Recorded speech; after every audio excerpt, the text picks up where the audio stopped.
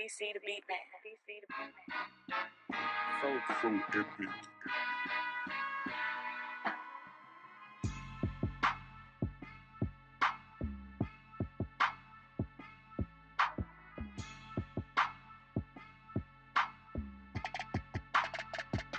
What's up, everybody? It's your favorite show, Get a Bucket.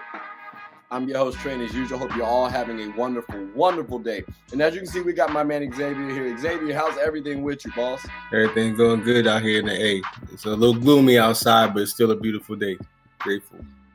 Bars. I feel you. It's a little gloomy out here too, though. I will say, but you know, it's only gloomy outside because it's been a lot to talk about, NBA related. And I mean, ladies and gentlemen, I don't know if y'all really been paying attention, but if we had that as a would you rather, you would have went Kevin Garnett. It's cool, it's fine, it's dandy. Like, you know, and ladies and gentlemen, for those of y'all who don't know what would you rather is, you could give them a couple of options, whether it's a fantasy edition or a team versus team or a player versus player, and you know, he just states whether or not he chooses this person or that person. I might give my take, and we just gonna speed on right past that. So, X, you ready for this one?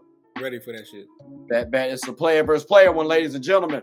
So we got here Spider versus Shai Gilgeous-Alexander. That's right, Donovan Mitchell or Shai Gilgeous-Alexander. Who is the better player to you? Shai. Okay. Now, maybe this is the same answer, but it is kind of different. Who's the better shooting guard to you? I mean, Shai really be playing the point. You said what? Shai really be playing the point. But he's listed as a 2 also, though. Like, over his career, he's played enough seasons at the 2 guard spot for me to put him at the 2 guard. Well, I mean, at the 2, what would I rather have? You tell me on my team, I'd rather this person at the 2. Shai. Okay, so it's the same answer then. Personally, I agree. At the end of the day, Spider's still 6'1". Yeah, he's athletic. Undersized. And he doesn't play make enough for me consistently. So and he don't play defense. You know? So I mean, you know, don't get me wrong, he's a good player. You know, he had 71-point triple-double. That's cool. Okay, cool. Beat the Bulls, who don't really play defense like that. No disrespect to the Bulls. I mean, 71 is 71. I can't go get 71. No. 71 is 71. I'm not trying to discredit that. All I'm saying is, I guess I did discrediting that 71. Yeah, I ain't gonna lie about it. I just don't believe too much in Spider a lot. I think he can get shut down when an elite defender is actually guarding him. Like, I know Kobe got his 81 against the Toronto Raptors. I felt like he could do it again. Like, you know what I mean? Like, I feel like Donovan Mitchell can get stopped a little bit easier. With Shai's 6'5", he lanky, he's skilled.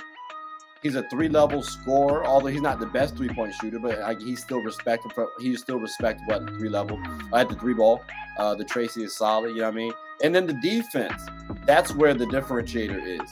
That's where the real differentiator is. So like, that man could eat that. Like, as a guard, he straps. Solid. So I gotta go Shai Gilgeous-Alexander without question. So I'm glad we're on the same wavelength with that. Now, going back, you know, to this. Well, let's keep it player versus player.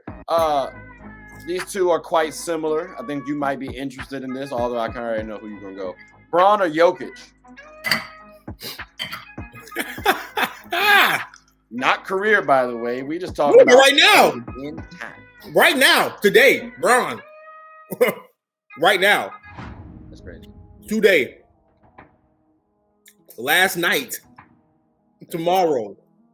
That's so tough. So, what's your biggest stance on why you put LeBron James over Nikola Jokic? He better. There's nothing. Nikola. I mean, can we like elaborate a little bit more? I'll tell you like this. There's nothing on a basketball court that Nikola Jokic can do that I can't get from LeBron James at a higher level.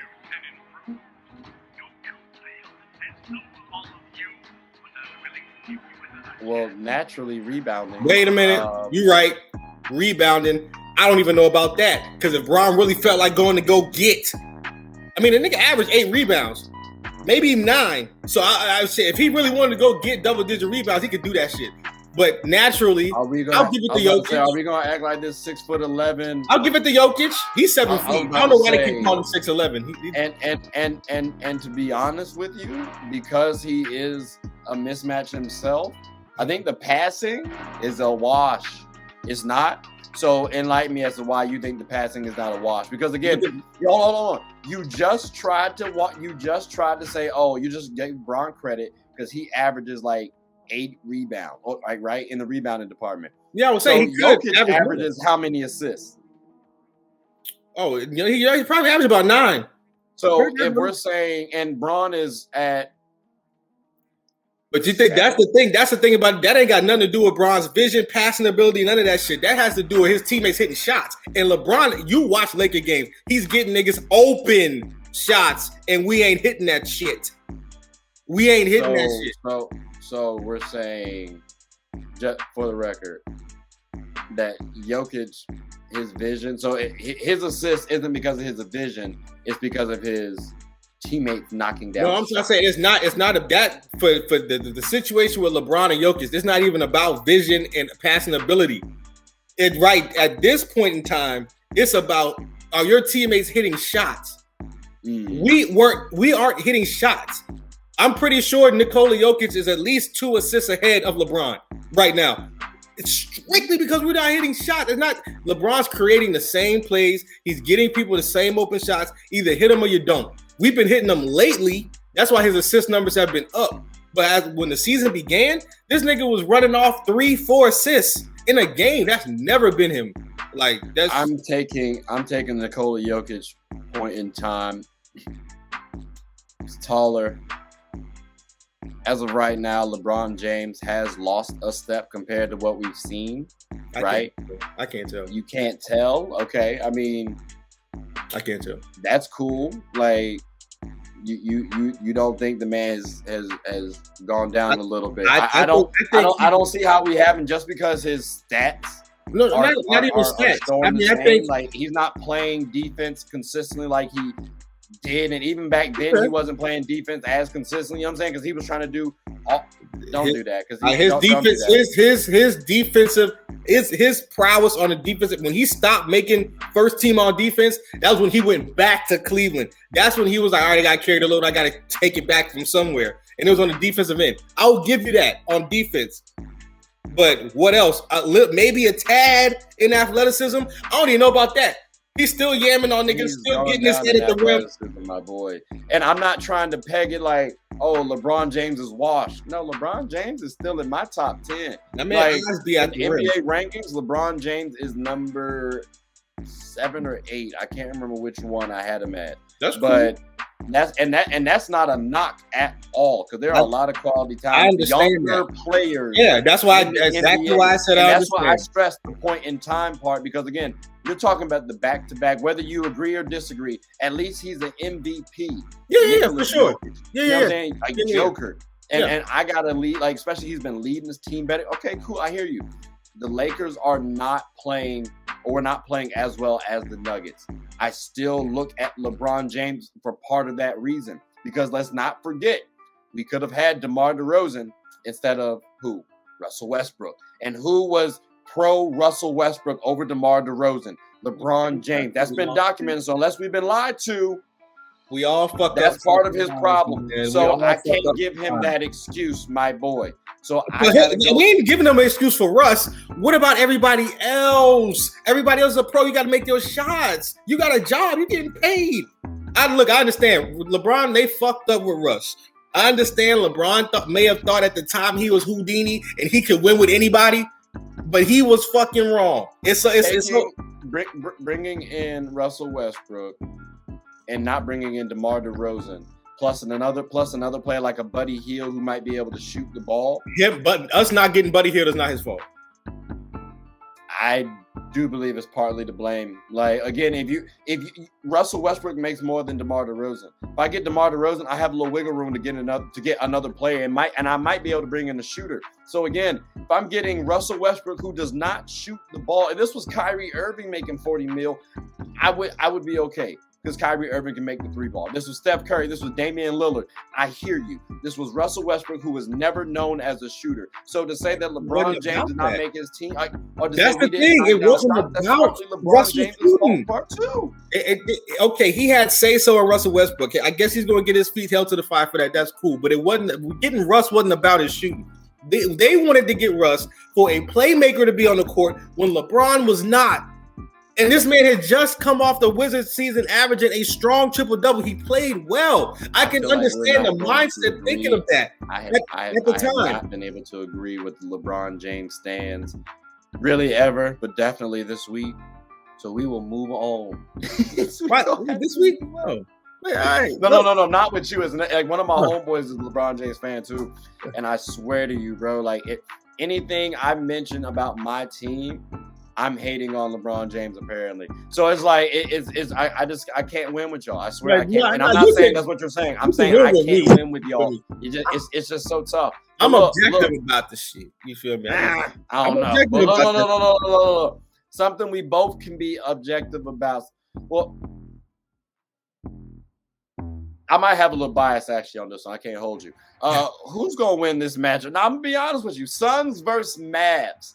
Who's going to win this matchup? I feel like this is a matchup that we have to see in the playoffs this season. Well, I mean, obviously at the top, Phoenix. But like you were just saying a few minutes ago, let's see how Phoenix rounds out their depth. Not saying that Dallas has a whole lot of fucking depth because they don't.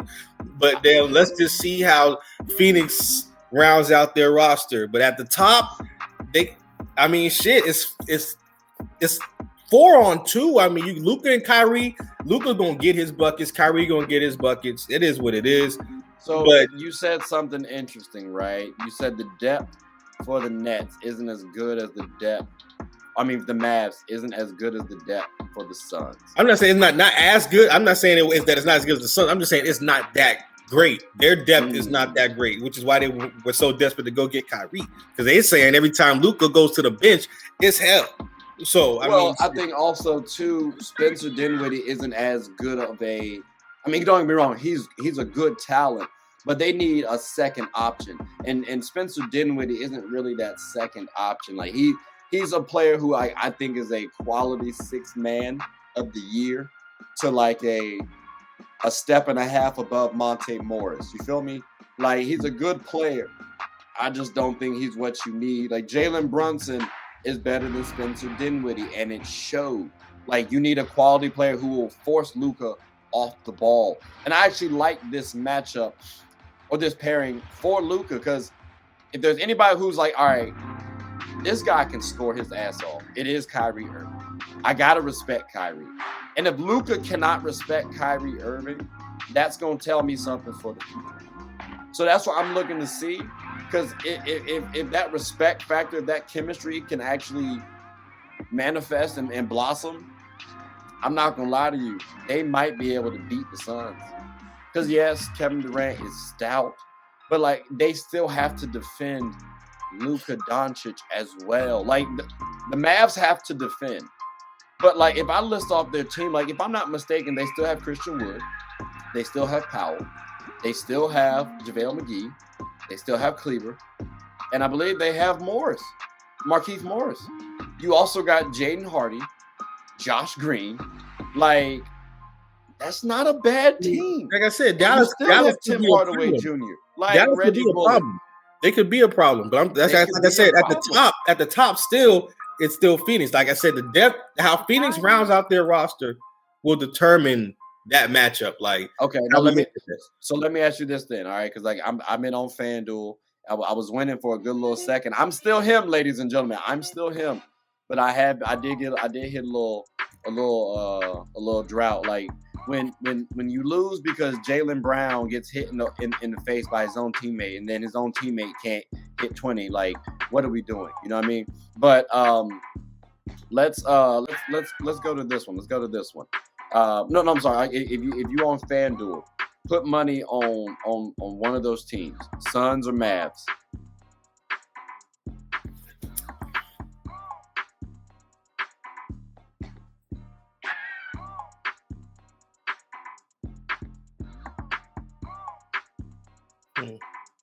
All right, see, I'm trying to break it down. You gotta pick one. You just gotta say the name. You just gotta say the team name. So basically, it would be this matchup will come down to when the smoke clears. It's gonna come down to D-Book and KD versus Luka and Kyrie.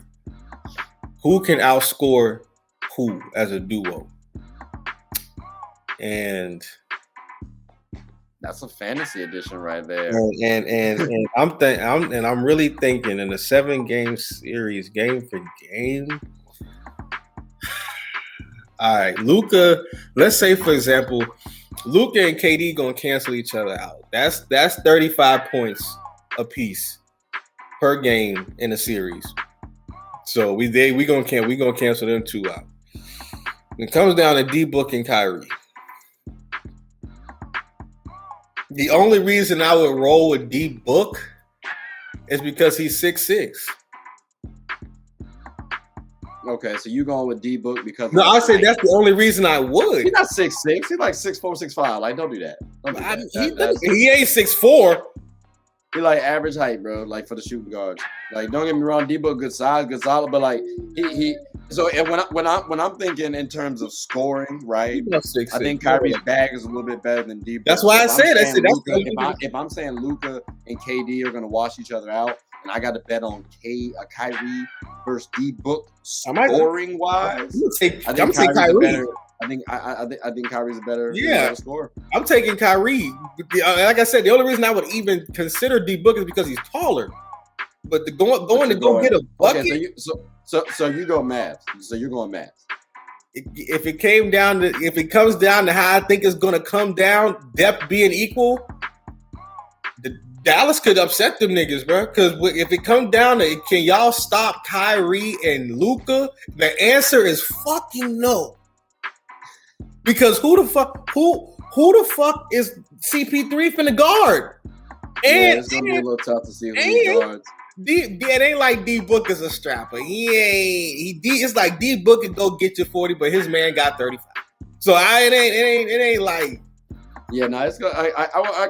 It's gonna be tough. That's gonna be tough. But I think it's gonna be the Mavs favored right now for me solely because of the depth. But once the Suns do replenish, I do like bolster that depth up a little bit. I think we'll be fine. I think they'll be good to go.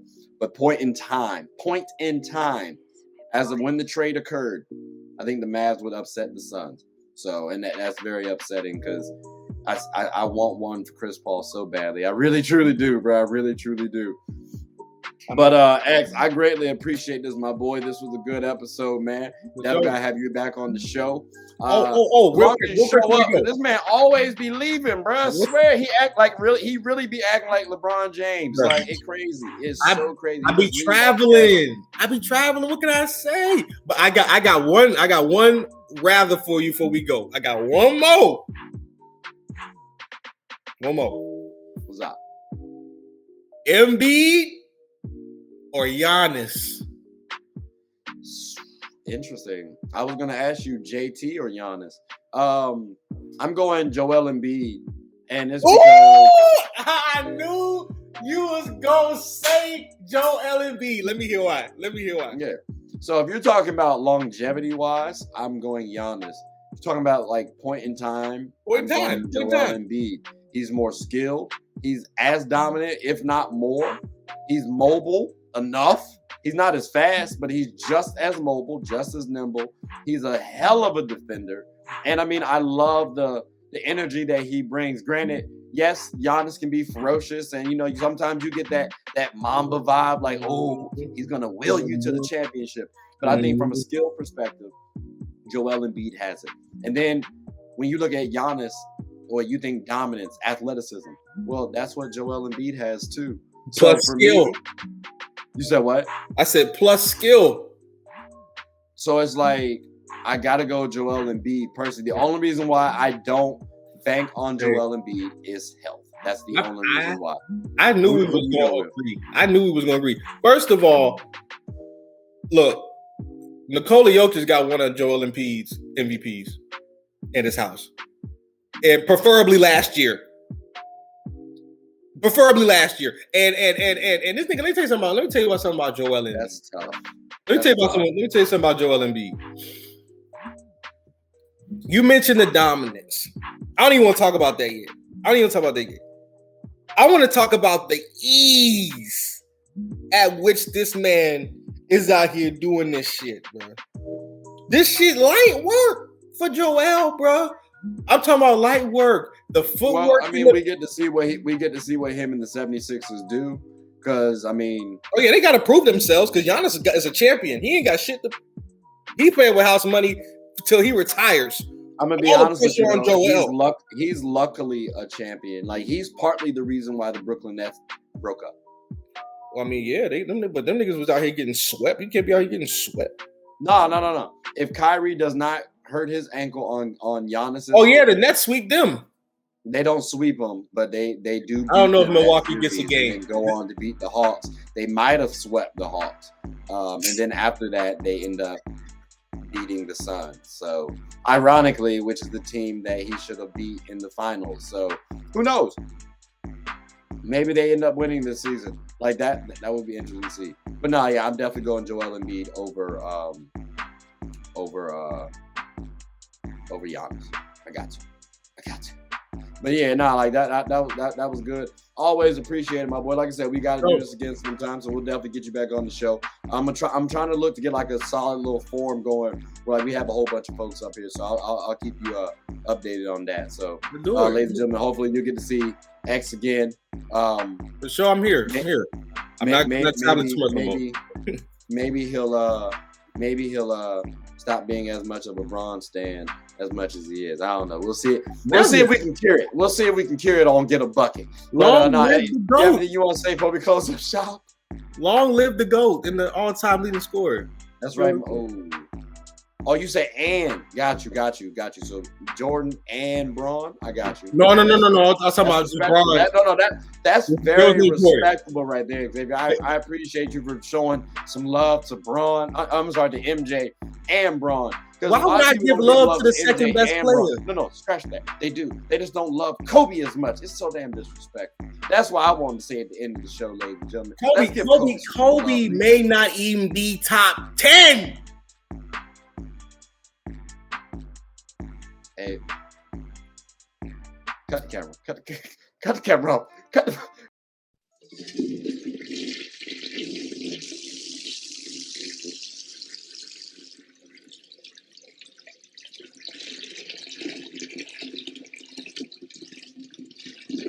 Oh, I did not know you guys were still here. As you can see, we're at the back end of the show. No pun intended, but look, hope you all enjoyed it. And before you go, please subscribe to the YouTube channel. Follow the IG account, share the content to anybody who's anybody. And most importantly, leave your thoughts and comments below. But I got to go back and play Buddy in 2K, so let me unmute him real quick. Excuse me. Hey, boss, I'm back. Nah, you better catch this word. You know we get buckets around here.